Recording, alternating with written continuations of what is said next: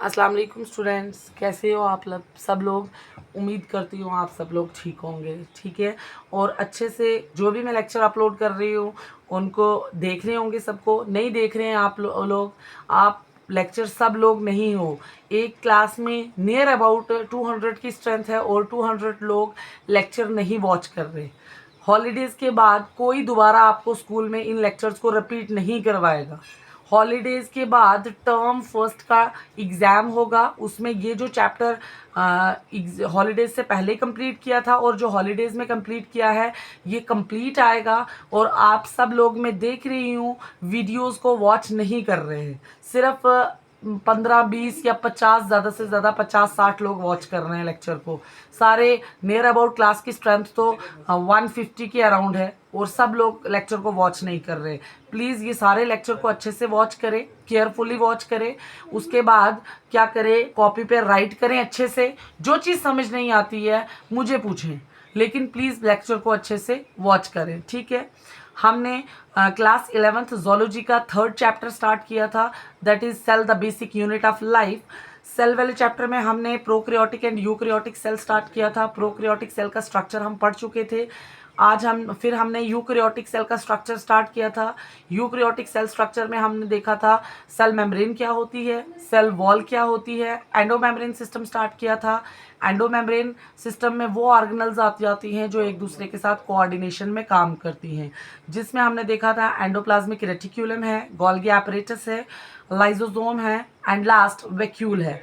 हमने पहले 3 ऑर्गेनल को पढ़ लिया है। आज हम लास्ट एंडोमेम्ब्रेन सिस्टम के ऑर्गेनल को पढ़ेंगे, वैक्यूल को। वैक्यूल को हम सैप वैक्यूल भी कहते हैं, ठीक है। वैक्यूल एक सफेरिकल स्ट्रक्चर होता है, गोल स्ट्रक्चर होता है, सफेरिकल स्ट्रक्चर होता है जो बाउंड होता है सिंगल मेम्ब्रेन से। ये देखें, सिंगल मेम्ब्रेन से बाउंड है। इसकी सिंगल मेम्ब्रेन को क्या कहा जाता है, टोनोप्लास्ट कहा जाता है। क्या कहा जाता है, टोनोप्लास्ट कहा जाता है। टोनोप्लास्ट एक सिलेक्टिवली परमिएबल मेम्ब्रेन है। सिलेक्टिवली परमिएबल मेम्ब्रेन का मतलब कि ये क्या करती है, पहले मॉलिक्यूल्स को, मटेरियल को सिलेक्ट करती है। जो मॉलिक्यूल मटेरियल बेनिफिशियल होगा उसको अंदर जाने देती है, दूसरों को नहीं जाने देती है। और ये ट्रांसपोर्ट कैसे करवाती है, टोनोप्लास्ट मेम्ब्रेन अपने मेम्ब्रेन से ट्रांसपोर्टेशन कैसे होती है, एक्टिव ट्रांसपोर्टेशन होती है। मतलब एटीपी मॉलिक्यूल का यूज होता है, एटीपी एनर्जी रिक्वायर्ड होती है इसमें ट्रांसपोर्टेशन में, ठीक है। वैक्यूल के बीच में क्या क्या प्रेजेंट होता है, वाटर प्रेजेंट होता है, सैप प्रेजेंट होता है। Sap is also a fluid. Water waste product present होता है, एक्सक्रीटरी प्रोडक्ट वेस्ट होता है, किसमें, वैक्यूल में। अब ये देखिए, the vacuole in plant cells are larger than those of animal cells. अब जो प्लांट सेल में वैक्यूल प्रेजेंट होते हैं उसका साइज बड़ा होता है as compare to animal cell.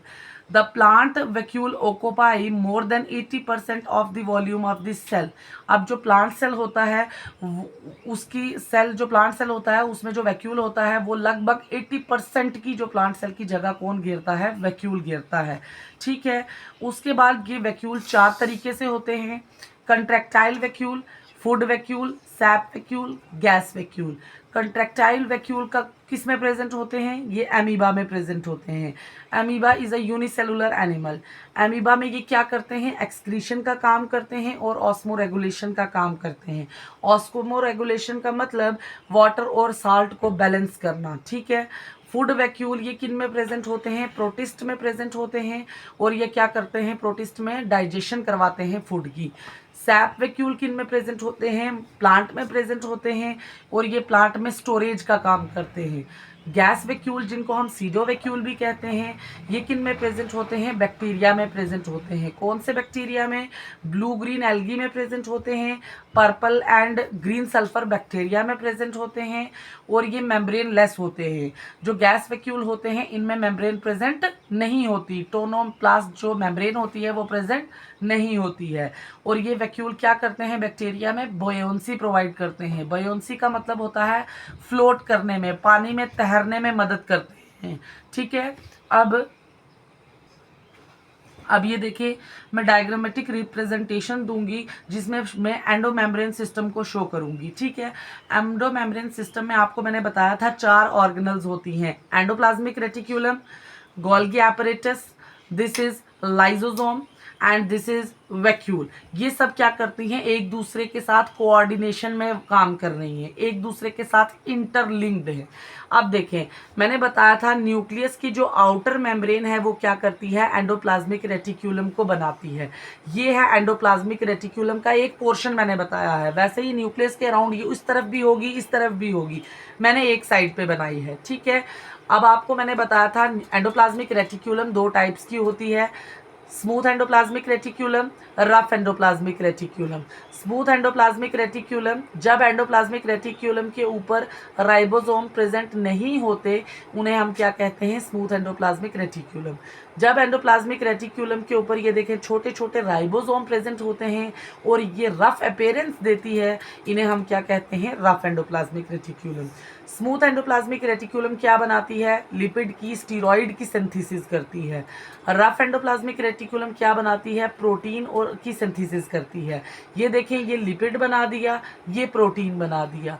अब ये लिपिड और प्रोटीन को किसको देते हैं, ये है हमारा गोल्गी एपरेटस। आपको मैंने जब गोल्गी एपरेटस पढ़ाया था, मैंने बताया था गोल्गी एपरेटस क्या होती हैं, ये फ्लैट डिस्क होती हैं जो एक दूसरे के ऊपर रखी गई होती हैं, ठीक है, स्टैक की हुई होती हैं।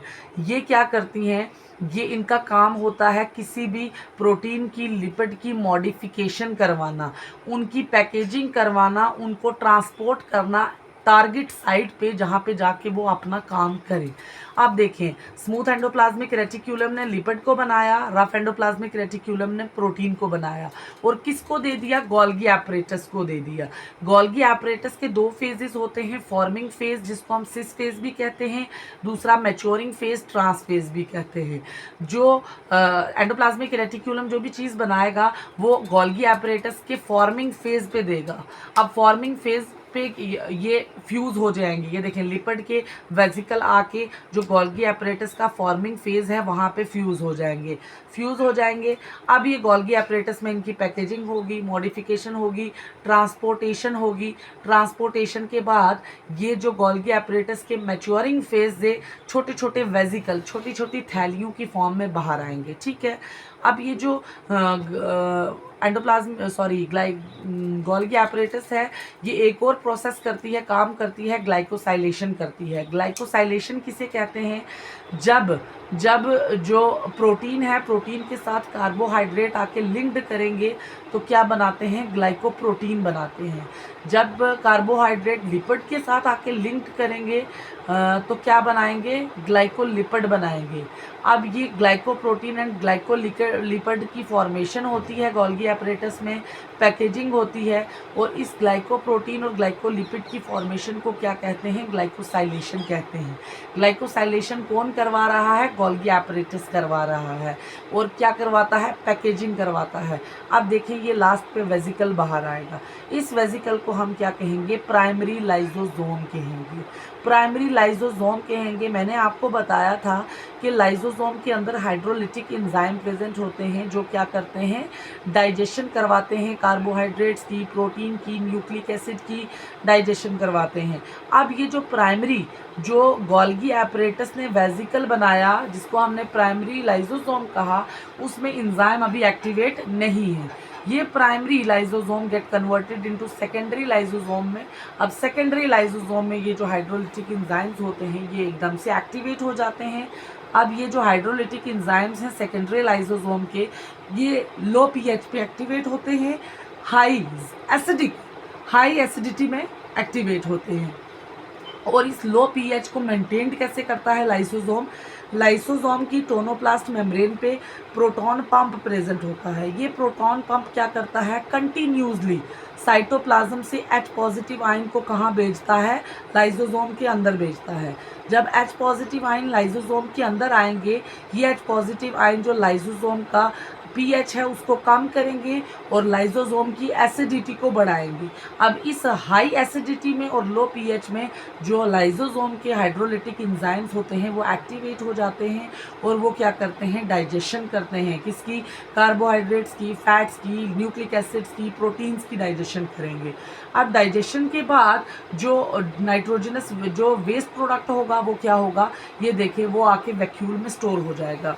अब मैंने आपको बताया था कि जो वैक्यूल होता है ये हमारी बॉडी में काम करता है जैसे घर में एक स्टोर रूम होता है ना, जिसमें हम पूरे घर का एक्स्ट्रा मटेरियल क्या करते हैं, स्टोर कर देते हैं। जब हमें वो बॉडी से बाहर निकालना होता है या बॉडी में यूज़ आता है, हम उसको यूज़ करते हैं। अब डाइजेशन के बाद जो भी वेस्ट मटेरियल होगा ये भी आके किसमें, वैक्यूल में स्टोर हो जाएगा। जो भी वाटर होगा वो वैक्यूल में स्टोर हो जाएगा। जो भी एक्सक्रीटरी प्रोडक्ट होंगे वो कहाँ पे, वैक्यूल में आके स्टोर हो जाएंगे। तो वैक्यूल क्या करेगा, जब भी टाइम आएगा, जब भी सही टाइम होगा, ये वैक्यूल क्या करेगा, उसको बॉडी से बाहर निकाल देगा। अगर बॉडी में वाटर की ज़रूरत है तो बॉडी में वाटर स्टोर किया होगा, स्टोर हाउस है ये वैक्यूल। अगर बॉडी में वाटर कम पड़ गया, ज़रूरत है बॉडी की, ये स्टोर हाउस से वाटर निकालेगा और सेल को देगा उसकी यूज़ के लिए। अगर एक्सक्रीटरी वेस्ट भी इसमें सेव करके रखेगा। जब क्या करना होगा, एक्सोसाइटोसिस के थ्रू जब भी टाइम आएगा तो सेल के से बाहर निकाल देगा। ये था क्या, endomembrane system, endoplasmic reticulum, Golgi apparatus, lysosome, vacuole work in a coordination. ठीक है, उसी को क्या कहते हैं, एंडोमेम्ब्रेन सिस्टम। आज हमारा एंडोमेम्ब्रेन सिस्टम खत्म हो गया। कल हम इंशाल्लाह नेक्स्ट मेम्ब्रेन बाउंड ऑर्गेनल्स पढ़ेंगे, माइटोकॉन्ड्रिया, क्लोरोप्लास्ट वगैरह। ठीक है, ओके, अल्लाह।